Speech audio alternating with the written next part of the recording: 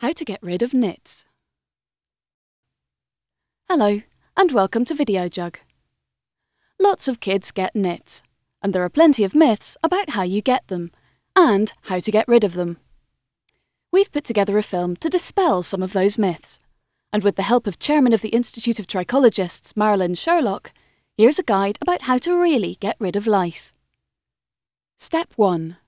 What are head lice?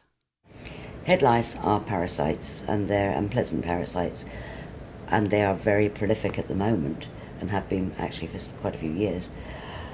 They feed on blood from the scalp. Many people find that they have a stigma attached to this. The child, because it's usually children that have this problem, is dirty. This is not the case, and the head lice will attach itself to any head of hair, whether it's clean or dirty. In fact, it actually prefers clean hair because it's easier to get through to the scalp, to the skin, to the blood eventually than it is on a dirty head. Head lice and nits are really one and the same thing. The head lice is the actual insect, the parasite.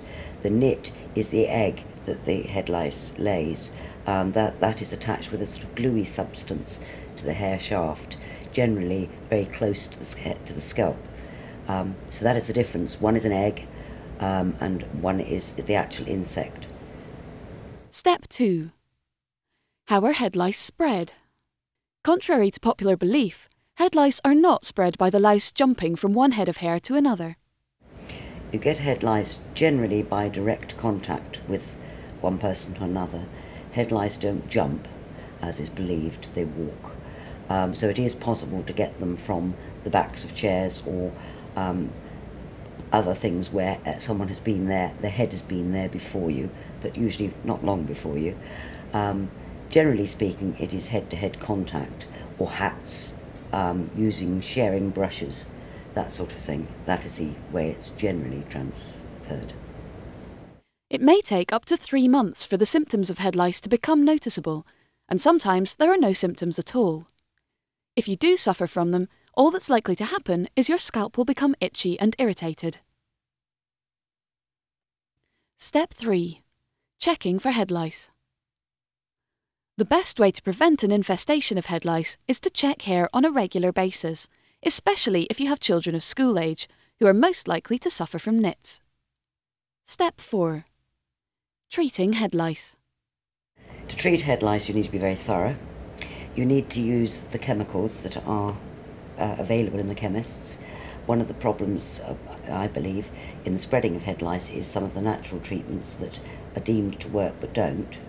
And one of the problems with spreading of head lice is, of course, some of the parents which don't really want to know and ignore it, which helps it to spread. But anyway, you treat it with the recommended one at the moment being a lotion called Hedron.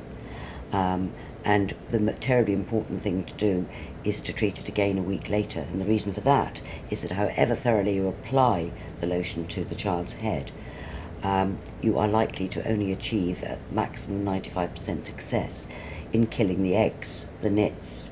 You would probably kill all the lice, but not necessarily the eggs. And for that reason, as they hatch 7 days later, the idea is to use it yet again 7 days later exactly, not 6, not 8, to kill off those that you may have missed last time. Done.